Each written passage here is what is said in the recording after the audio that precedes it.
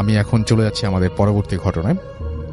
আসসালামু আলাইকুম রাসেল ভাই, আশা করি ভালোই আছেন, কারণ আপনি সবসময় ভালোর দলে একজন। আমি ঢাকার উত্তরায় থাকি, স্টুডিওতে গিয়ে ঘটনা শেয়ার করা সম্ভব নয় বলে লিখে পাঠালাম, ভালো লাগলে পড়ে শোনাবেন। তো আমি সরাসরি ঘটনায় চলে যাচ্ছি। ঘটনাটি 2012 সালে ঘটা। আমার বাপদাদার পূর্বপুরুষরা এখানে ছিল, তাই এই শহরে ছোট্ট থেকে বড় হই। শুনেছি গ্রাম নাকি অনেক সুন্দর হয়, কিন্তু আফসোস আমার গ্রামের বাড়ি নেই। আমাদের বাসাটা 3 তলা, আমরা 3য় তলায় থাকি, বাকি 1ম ও 2য় তলা ভাড়া দিয়েছি। আমাদের 2য় তলায় একজন ভাড়াটিয়ার সাথে আমাদের খুব ভালো সম্পর্ক ছিল। তারা স্বামী স্ত্রী আর একটা 6 বছরের মেয়ে নিয়ে থাকত। তাদের গ্রামের বাড়ি ছিল টাঙ্গাইল। কোনো এক কারণে, আমি এলাকাটার নাম উল্লেখ করছি না, হঠাৎ তারা একদিন আমাকে বলল তারা তাদের গ্রামের বাড়ি যাবে এবং আমাকে বলল তাদের সাথে আমি যাব কিনা। আমি জানতে চাইলাম কেন যাব না। তারা বলল তাদের ছোট ভাইয়ের বিয়ে, তাদের নিমন্ত্রণ করেছে, তাই তারা যাচ্ছে। আমি ভাবলাম গ্রাম ও গ্রামের মানুষের বিয়ে দুইটা একসাথে দেখা যাবে, তাই রাজি হয়ে গেলাম। তারপর যথাসময় তাদের সাথে রওনা দিলাম এবং খুব ভালোভাবেই সেখানে পৌঁছালাম। তারপর ফ্রেশ হয়ে দুপুরের খাবার খেয়ে একটু রেস্ট নিলাম। তারপর বিকেল বেলা ভাবলাম একটু ঘুরে দেখি এলাকাটা। যেই ভাবা সেই কাজ, বেরিয়ে পড়লাম ঘুরতে। গরমের সময় গ্রামটায় ঘুরতে বেশ ভালোই লাগছিল, তবে কিছুটা অবাক হচ্ছি, কারণ এলাকায় অনেকটা গাছ, একটা থেকে 2টা সাইনবোর্ড লাগানো, আর তাতে মানুষের নাম ও তারিখ লেখা। ভাবলাম হয়তো গাছগুলোর মালিকের নাম। যাই হোক, আমি ঘুরতে লাগলাম। একটু পর একটা নদীর তীরে দাঁড়িয়ে মুগ্ধ হয়ে দেখছি। তারপর ফিরে এলাম বাসায়। তাদের বাড়ির পাশে একটা বাসার পেছনের উঠোনে একটা মাচা ছিল, সেখানে গিয়ে বসলাম। এলাকার সব জায়গা থেকে এই জায়গাটা মনে হলো একটু বেশি ঠান্ডা আর একটু বেশি বাতাস। হঠাৎ নজর গেল সেই বাড়ির উঠোনের শেষ প্রান্তে একটা গাছ দেখে। মনে হচ্ছে খুব পুরনো একটা গাছ, আর তাতে 2টা সাইনবোর্ড দেয়া আছে। আমি গাছটির সামনে গিয়ে ভালো করে বোঝার চেষ্টা করছি এটা কি গাছ। হঠাৎ আমাদের ভাড়াটিয়ার ছোট ভাই এসে বলল, এখানে কি করেন? এটা ভালো জায়গা না, চলেন বাসায় যাই। আমি কৌতূহল নিয়ে জিজ্ঞেস করলাম, সামনের ওই বড় গাছটা কি গাছ? ওইটা বকুল গাছ। আমি অবাক হয়ে গিয়েছি এবং অবাক হয়ে দেখছি গাছটা, কারণ এত বড় বকুল ফুলের গাছ আমি এর আগে কখনোই দেখিনি। যাই হোক, আমি আর সেই ভাই চলে এলাম বাসায়। সন্ধ্যায় হালকা নাস্তা করার পর আবার সেই মাচায় গিয়ে বসলাম, কারণ গরমের মধ্যে এই জায়গাটা অনেক ঠান্ডা, খুব ভালোই লাগছে। বসে বসে মোবাইলে ভিডিও, গান দেখছি আর কি। হঠাৎ হালকা একটা গরম বাতাস আমার বুকে পড়ল, যেমন আমার মুখের সামনে যদি কেউ এসে নিঃশ্বাস ফেললে যেমন হয়, ঠিক তেমন। পরপর 3 বার এমন হলো। আমি একটু অবাক হলাম। তারপর ভাবলাম হয়তো আমার নিঃশ্বাস আমার গায়ে লাগায় আমি চমকে গেছি, এই বলে একটু হাসলাম। কিন্তু তার কিছুক্ষণ পর আমি পানি পড়ার শব্দ পেলাম। কেউ যদি 1 জগ পানি গাছে ওপর থেকে একেবারে ঢেলে ফেললে যেমন হয়, যেমন শব্দ হবে, ঠিক সেরকম। বাসার পেছনে লাইট না থাকায় অনেকটা অন্ধকার হয়ে আছে, বুঝলাম না ঠিক কোথায় পানি পড়ল। সব থেকে বড় কথা হলো, আমি বিকেলে ওই জায়গাটা ভালো করে দেখেছিলাম, ওখানে কোনো পানি বা পুকুর কিছুই ছিল না। পানি আসবে কোথা থেকে? এইসব ভাবতে ভাবতে আমরা সেই ভাড়াটিয়ার ভাবি তার মেয়েকে নিয়ে আমাদের কাছে আসলো। আমি তাকে বললাম আমি এমন শব্দ পেয়েছি। সে বলল এই জায়গাটা ভালো না, এই বলে চলে আসতে বলল। আমি চলে এলাম। বলে রাখা ভালো যে গ্রামের অধিকাংশ বাড়ি টিন শেডের। তো রাতে খাবার দাবার খেয়ে শুয়ে মোবাইল নিয়ে আমি বিজি আছি। আর আমার সাথে আমার ভাড়াটিয়ার সেই ছোট ভাইকে থাকতে বলা হয়েছে, এবং এও বলা হয়েছে রাতে যেন আমি বাইরে না যাই। তো রাতে প্রায় 12টা বাজে হঠাৎ আমার ঘরের টিনের চালে আওয়াজ হচ্ছে। যদি কোনো বাঁশঝাড় থেকে কোনো বাঁশের আগা টিনের চালে লেগে থাকে আর বাতাসে নড়তে থাকে, তাহলে যেমন আওয়াজ হবে ঠিক সেরকম আওয়াজ হচ্ছে। অথচ তাদের বাসার আশেপাশে কোনো বাঁশঝাড় নেই। তাহলে এটা কিসের আওয়াজ? যাই হোক, আওয়াজটা কিছুটা সময় পর থেমে যায়। আমি আর পাত্তা না দিয়ে আবার ফোনের দিকে খেয়াল দিলাম। রাত 1টা দিকে আমি মোবাইল রেখে ওয়াশরুমে যাব বলে সেই ভাইকে ডাক দিলাম এবং তার সাথে ওয়াশরুমে গেলাম। একটু পরে বাড়ি থেকে বেরিয়ে দেখলাম সেই ভাইটার চেহারায় ভয়ের ছাপ। আমি জিজ্ঞেস করলাম কি হয়েছে? সে বলল, কিচ্ছু না, জলদি ঘরে চলেন। আমি তার সাথে ঘরে গিয়ে জিজ্ঞেস করলাম, কি হয়েছে বলেন, আপনি ভয় পেলেন কিভাবে? সে বলল, কিছু না। আমি জোর করে অনুরোধ করার পরেও সে কিছু বলল না। অতঃপর শুয়ে পড়লাম। সকালে ঘুম থেকে উঠে দেখি সবাই অনেক আগেই উঠে পড়েছে। আমি বাইরে বেরিয়ে দেখি সবাই চুপচাপ। আমি আর কিছু জিজ্ঞেস করিনি, যদিও আমার মনে একটু খটকা থেকেই গেছে। সকালবেলা খাওয়ার পর আমাকে সেই ভাই আবার বলল, আমাদের সাথে মার্কেটে যাবেন, বিয়ের কিছু শপিং করতে হবে। আমি বললাম, যেতে পারি, একটা শর্তে, যদি কাল রাতে কেন ভয় পেয়েছেন সেটা আমাকে বলেন, তাহলে যাব। সে আর কিছু না বলে চলে গেল। আমি কিছুটা মন খারাপ করলাম দেখে সে আবার এসে বলল, রাতে বলবো, তুমি সাবধানে থেকো, এই বলে চলে গেল। আমিও সেই অপেক্ষায় ছিলাম। সবাই চলে যাওয়ার পর বাসায় চাচি, ভাবি আর তার মেয়ে আছে। আমি গিয়ে চাচির সাথে কথা বলতে শুরু করলাম। চাচি আমাকে বলল, আজ তুমি কোথাও ঘুরতে চেও না? আমি বললাম, কেন চাচি? সে বলল, এই এলাকাটা তেমন ভালো না, তাছাড়া তুমি এখানে নতুন, পরে কিছু হলে তোমার ফ্যামিলির লোকজনদের খারাপ লাগবে। আমি বললাম, এখানে কি ডাকাতি বা গাছ নিয়ে মারামারি হয় নাকি? কারণ অনেক গাছে দেখলাম মালিকের নাম লেখা। চাচি কিছুক্ষণ চুপ থেকে বলল, ওগুলো মালিকের নাম নয়। আমি অবাক হয়ে জিজ্ঞেস করলাম, তাহলে ওগুলো কার নাম? চাচি বলল, আমাদের এলাকায় প্রায় রাতেই মানুষ নিখোঁজ হয়, তাদের পরের দিন সকালেই তাদের লাশ পাওয়া যায়। কোনো না কোনো এক গাছের ডালে ফাঁস লেগে ঝুলে আছে, কিন্তু কেন বা কিভাবে মারা যায় তা কেউ জানে না। আর এমনটা বেশি হওয়ায় লাশের ডেড বডিটা বা লাশের যেখানে মারা গেছে সেই জায়গাটা মনে রাখার জন্য সেই গাছে তার নাম ও মারা যাওয়ার তারিখ লিখে সাইনবোর্ড দিয়ে রাখে। আমি অবাক হয়ে জিজ্ঞেস করলাম, তাহলে পাশের বাসার পেছনে সেই বকুল গাছটা ওখানে? এটুকু বলতেই চাচি আমাকে থামিয়ে দিয়ে বলতে লাগলেন, ওই বাসায় 3 ভাই ছিল, তার মধ্যে বড় 2 জন ওই গাছেই মারা যায়। তারপর চাচি হলুদ বাটার কাজে লেগে যান, কারণ আগামীকাল সেই ভাইয়ের গায়ে হলুদ ছিল। আমি এই কথাগুলো ভাবতে ভাবতে সেই বকুল গাছের কাছে যাই আর অবাক হয়ে দেখতে থাকি গাছটার দিকে।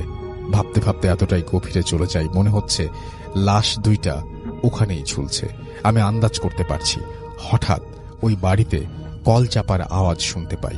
আমি আস্তে আস্তে সেই বাড়িতে ঢুকি, আর সেই বাড়িটা আন্টি দেখি যে কল চাপছে। আমি সালাম দিলাম। উনি আমাকে বললেন, আরে তুমি ওদের মেহমান তাই না? আমি বললাম, জি, সম্মতি দিলাম। উনি বললেন, বসো। তো তুমি কি মনে করে আমাদের বাড়িতে? আমি বললাম, এমনি একটু হাঁটছি, আসলে চেয়েছিলাম একটু ঘুরবো, কিন্তু চাচি যেতে মানা করলো, বলল এলাকাটা ভালো না, তাই আপনার সাথে গল্প করতে আসলাম। তারপর আমি আন্টিকে আমতামতা করে বললাম, আন্টি, আপনার বড় ছেলে মারা যায় কিভাবে? বলে আমি আন্টির দিকে তাকিয়ে বুঝলাম অনেক বড় ভুল একটা প্রশ্ন করে ফেলেছি। আন্টি কিছুক্ষণ আমার দিকে তাকিয়ে থেকে বলতে লাগলেন, আমি আন্টির কথা স্বরূপ লিখছি, জানি না কি থেকে কি হয়ে গেল। বিকেলে ছেলেটা আমার বাজারে গেল, আর ফিরে এলো না। রাতে অনেকক্ষণ অপেক্ষা করার পর অবশেষে ওর বাবাকে বলি ছেলের খোঁজ নিতে। তার বাবা তাড়াতাড়ি বাজারে গিয়ে তার বন্ধুর দোকানে গিয়ে তার ছেলের খোঁজ নেন, কিন্তু ওর বন্ধুরা বলল সে তো অনেক আগেই বাজার থেকে বাসার দিকে রওনা দিয়েছে, এখনো বাসায় যায় নাই। আঙ্কেল বললেন, না, তাই তো আমি বাজারে এলাম।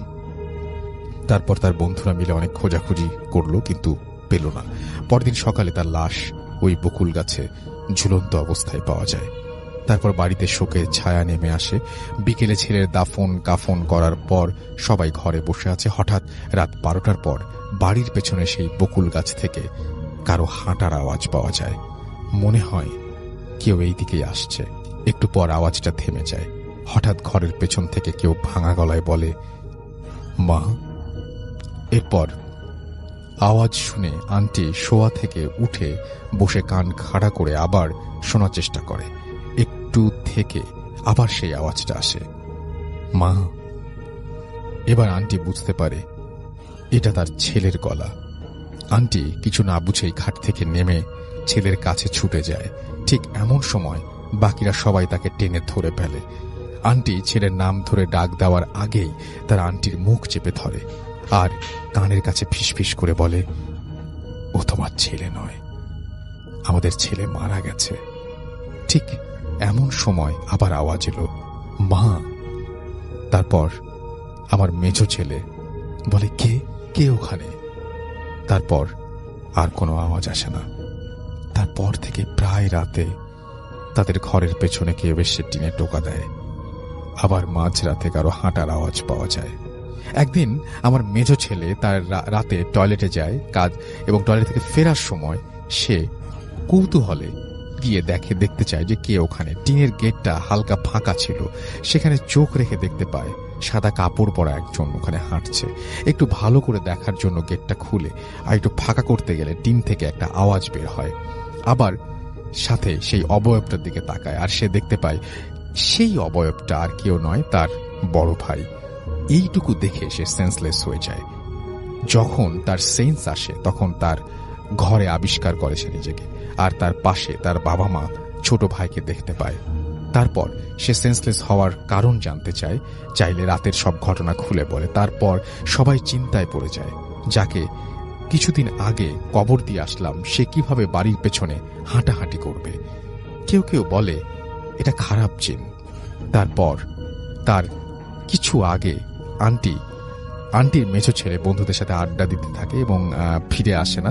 অনেক খোঁজাখুঁজির পর তাকে পাওয়া যায়।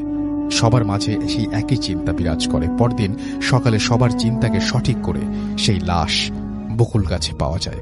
আন্টি এইটুকু বলেই আঁচল দিয়ে মুখ মুছতে লাগলেন। আমি তার আর কিছু জিজ্ঞেস করতে পারলাম না, চলে এলাম বাসায়।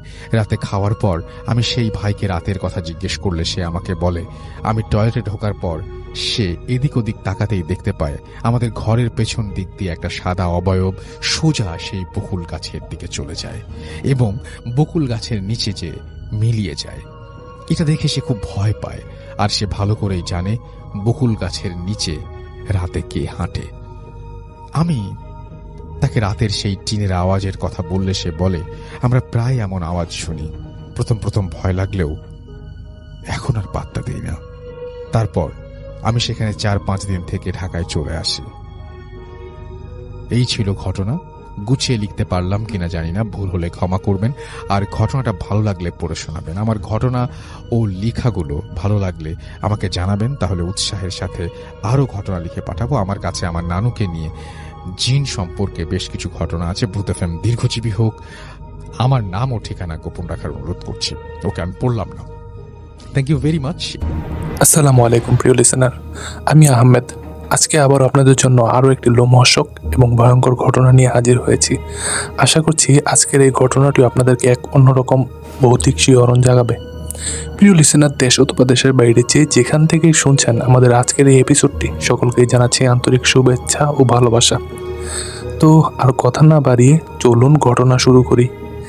এখন যে ঘটনাটি শোনাবো, এই ঘটনাটি পাঠিয়েছেন নরসিংদী জেলার সদর উপজেলার চিনিশপুর গ্রাম থেকে মোহাম্মদ সোহান হোসেন ভাই। এই সোহানুর ভাই যে ঘটনাটি শেয়ার করেছেন, এই ঘটনাটি ওনার দাদার সাথে ঘটে যাওয়া একটি ঘটনা। আর ওনার দাদার নাম মোহাম্মদ জসিম উদ্দিন। এই দাদা উনি খুব সাহসী এবং একজন সুঠামদেহী মানুষ ছিলেন, এবং উনি খুব সৎ একজন ব্যক্তি ছিলেন। এই দাদার পরিবারের সদস্য সংখ্যা ছিল 7 জন দাদাকে নিয়ে। ওনার 3 মেয়ে, 2 ছেলে এবং ওনার ওয়াইফ আর এই দাদা। এই সম্পূর্ণ পরিবারের দায়ভার এই দাদার কাঁধেই ছিল। আর ওনার পরিবারে উনি ছাড়া আর কেউই উপার্জক্ষম লোক ছিল না। কেবলমাত্র উনি একজন ছিলেন যিনি আয় রুজি করে নিয়ে আসলে সংসার চলতো, আর তা না হলে সবাই না খেয়ে থাকতো। তো এই জন্য দাদা দিনের বেলায় উনি কামলা দিতেন মানুষের বাড়িতে, আবার রাতের একটা সময় উনি মাছ শিকার করতেন। ওনার মাছ শিকার করার কারণ হলো এই মাছ বিক্রি করে উনি ওনার ফ্যামিলিটাকে একটু স্বাচ্ছন্দ্যভাবে চলাতে পারতেন। কারণ উনি কামলা করে যেই দিনমজুর পান, ওই সময় ওনার পরিবার ঠিক মতো চলতে অসুবিধা হয়ে যেত। তো যাই হোক, এই দাদা তো রাতের একটা নির্দিষ্ট সময় মাছ শিকার করতেন, আর দাদা মূলত একটু ভিন্ন পদ্ধতিতে মাছ শিকার করতেন। উনি বড়শি দিয়ে মাছ শিকার করতেন। এটা কিন্তু এই যে ছিপওয়ালা বড়শি না, এটা ওই রশির মধ্যে দামিনের মধ্যে বড়শি বেঁধে তারপর নদীর কিনারে বসে থাকতেন। বড় বড় উনি মাছ শিকার করতেন, বোয়াল মাছ, বড় বড় রুই মাছ। এইগুলা শিকার করলে দেখা গেছে দৈনিক 2টা একটা মাছ পেলে উনি ভালো একটা দামে বিক্রি করতে পারতেন। যাই হোক, দাদা মূলত মাছ শিকার করতেন। ওনারই বাড়ির পাশে একটা নদী বয়ে গেছে, ওই নদীর নাম নাকি হারিধোয়া নদী।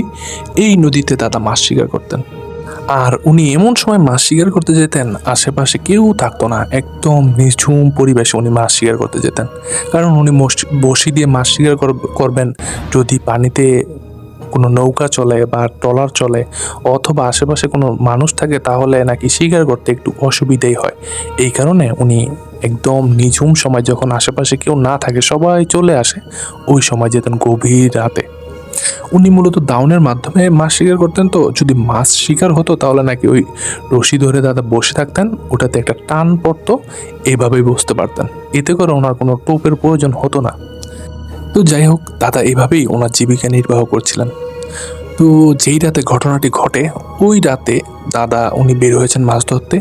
ওনার মাছ ধরার যে সরঞ্জাম, একটা মাছ রাখার ডুলি, একটা হারিকেন আর ওই বড়শি, এগুলা নিয়ে বের হয়েছেন। তো উনি যেখানে গেছেন ওই পরিবেশটা একদম নিঝুম পরিবেশ। যদিও বা ঝিঝি পোকার ডাক, তারপরে ব্যাঙের শব্দ ভেসে আসছিল, কিন্তু কোনো মানুষের কোলাহল ছিল না। তো দাদা উনি গিয়ে ওনার বড়শি যে আধার দিতে হয়, বড়শিতে আধার দিয়ে বড়শি নদীতে ফেললেন। তারপরে উনি খালুইটা ওনার সামনে নিয়ে হারিকেনটাকে এক পাশে রেখে ওইখানে বসে থাকলেন। তো এখানে বেশ কিছু সময় বসে থাকলেন।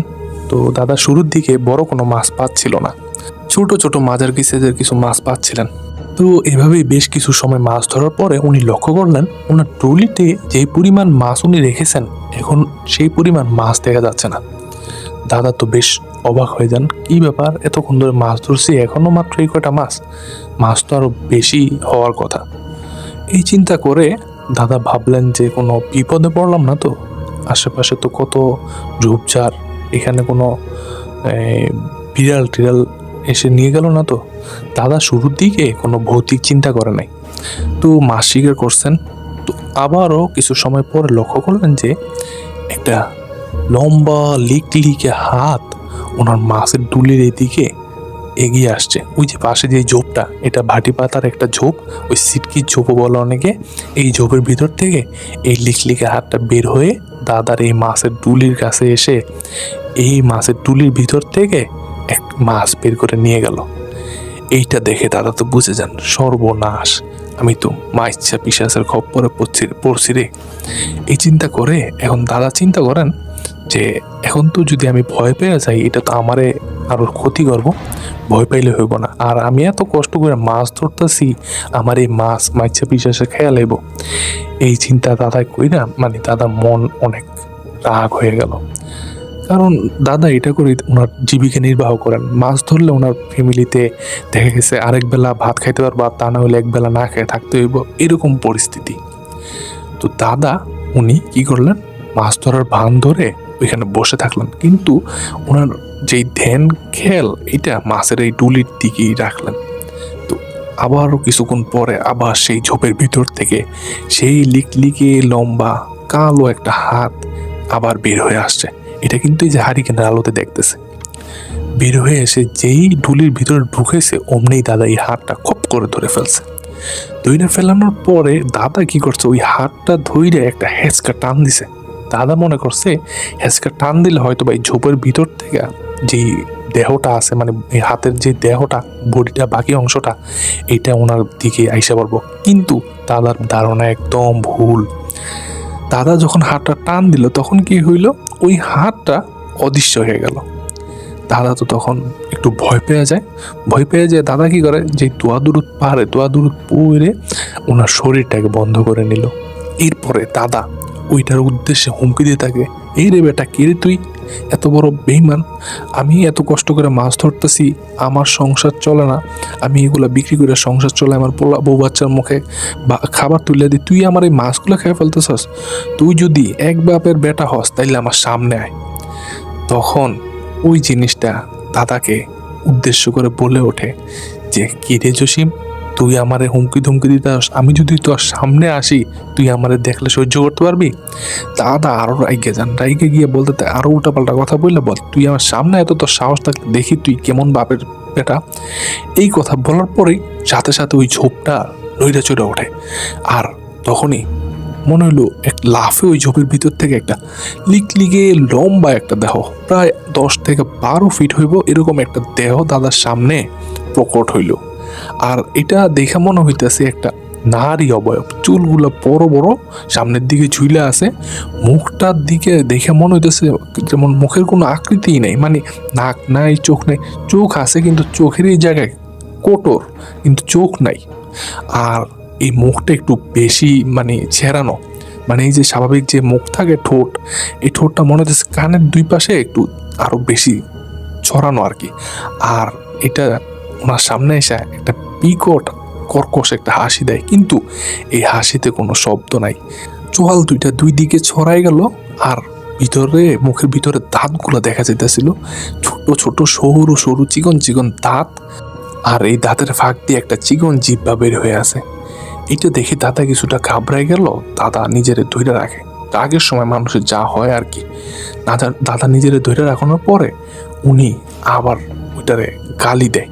তখন ওই জিনিসটার মনে হলো যে চোখের যে কোটর ছিল, এই কোটরের ভিতরে ছোট ছোট দুইটা মনির মতো কিছু জ্বলে উঠলো, আগুনের কালার। তো এরপরে দাদা কি করেন, দাদা কি ওই অবয়বটার উপরে ঝাঁপায়া পড়েন গিয়া। যখনই দাদা ওই অবয়বটার উপর ঝাঁপায়া পড়েন, তখন দুইজনের মধ্যে ধস্তাধস্তি হইতেছে। দাদা কিন্তু বেশ সুটাম দিয়েছিলেন, একদম তাগড়া, মানে গোলগাল একটা দেহ ছিল, পরিশ্রম করা দেহ আর কি, যেরকম হয় আপনারা দেখবেন গ্রামে কিছু গুটের লাগাটেলা মানুষ থাকে না, মাফ করবেন আমার মুখের ভাষার জন্য, এরকম আর কি, মানে সেরকম টাইট একটা বডি। দাদা ওইটার সাথে মারামারি করতেছে, ধস্তাধস্তি করতেছে, ওই জায়গার আশপাশ কুতলায় গেল, ঝোপঝাড় ভেঙে দিতেছে, এই অবস্থা। আসলে ওই জিনিসটা দাদার লগে বাইরে উঠতেছিল না, আর দাদার ওই জিনিসটা বেশি ক্ষতি করতে পারতেছিল না। কেন?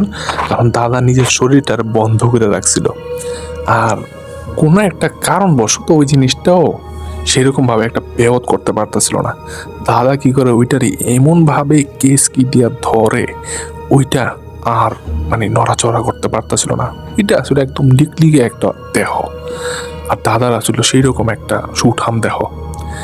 তো যখন যখন দাদা কিসকি দিয়ে ধরছে, তখন ওই জিনিসটা কর্কশ কণ্ঠে বললে ওঠে, আরে জসিম, স্যার স্যার স্যার, আমার ভুল হয়েছে, আমার মাফ করে দে, আমি তোর মাছ ফেরত দিতেছি। এই কথা শোনার পরে দাদা কয়, তুই আমার মাছ ফেরত দিবি? তোর তো আমার বিশ্বাস হয় না। বিশ্বাস কর, আমি তোর মাছ ফেরত দিব, যেগুলো খাইছি ওইগুলো তো ফেরত দিব না, তবে আমি দেখতেছি, আমি চেষ্টা করতেছি। এই কথা বলার পরে দাদা ছাইরা দেয় ওই অবয়বটারে। এরপরে ওই জিনিসটা কয় যে, আমি তো আসলে এইভাবে মাছ ধরতে পারি না রে, আমি যদি মাছ ধরতে পারতামই তাহলে কি তোর থেকে মাছ খাইতাম। তারপর তোর যেহেতু কথা দিছি, আমি দেখতেছি কি করতে পারি। এই কথা বললাম, জিনিসটা ঝপাস করে ওই নদীতে ঝাঁপ দেয়। দাদা ওইখানে বৈশা থাকে অনেকক্ষণ, তো ওই জিনিসটা আর আসে না। দাদা মনে করে যে না, জিনিসটা মনে হয় আমারে ধোকাই দিল। এই চিন্তা করতে করতে একটা সময় দেখে ওই পানির নিচ থেকে ভুস করে ওই জিনিসটা আবার উঠে এলো, মাথাটা উঠাইয়া পরবর্তীতে পুরো দেহটা আস্তে আস্তে উঠে এলো। দেখা যেতেছে ওইটার হাতের মধ্যে বেশ বড় আকৃতির একটা বোয়াল মাছ। আইনা দাদার কাছে ধপাস করে বোয়াল মাছ ফালা গেলো, নে তোর যে মাছ খাইছি এর থেকেও বেশি কিছু দিলাম, যা। এই কথা বলার পরে দাদা কিছু বলে না, তখন আবার ওই জিনিসটাই বলতেছে, আচ্ছা দাঁড়া, আবার দেখতেছি আবার কিছু পাই নাকি। এই কথা বলে আবার পানিতে যায়, আবার পানিতে যাইয়া আবার কিছুক্ষণ পরে উঠে আসে। ওর মুখের মধ্যে একটা বোয়াল মাছ মাঝারি সাইজের, আর দুই হাতে দুইটা, এই মোটমাট 4টা বোয়াল মাছ ওইটা হাতে দাদার ওই জিনিসটা দেয়। ওই জিনিসটা তারপরে দাদারে বলে যে, যা এখান থেকে চলে যা, আর এখানে আসিস না। তখন দাদা ওইটার উল্টা বলে, তুই আর আমার কাছে আসিস না জীবনে, যদি আর এরপরে আমার সাথে তুই ফাইজলামি করতে আসস, আমার মাছ খাইতে আসস, তাইলে তোর ওই দিনকে শেষ দিন হইব। তুই আমার কি শেষ দিন করবি? ওই অভাবটা বলতেছে, তুই আমাকে কি শেষ দিন করবি? তোর আমি ক্ষতি করলাম না গেলে, জানোস আমি পিশাচ হইলেও আমি অতটা খারাপ পিশাচ না, আমি এমনিই সাধারণ মানুষের ভয় দেয় একটু মজা আনন্দ পাই আর কি। আর মানুষে যদি মাছ ধরতে আসে, এগো থেকে একটু টুকটাক মাছ খাই। আমি আজ পর্যন্ত কেউ বড় ধরনের কোনো ক্ষতি করি নাই। তবে তোর যে পরিবার, তোর এই পরিবারের কথা চিন্তা করে তোর আজকে ছেড়ে দিলাম। তুই একমাত্র একটা উপার্জনক্ষম লোক, যদি তোর কিছু করে ফেলাই, তোর পরিবারটা কি খেয়ে বাঁচবো?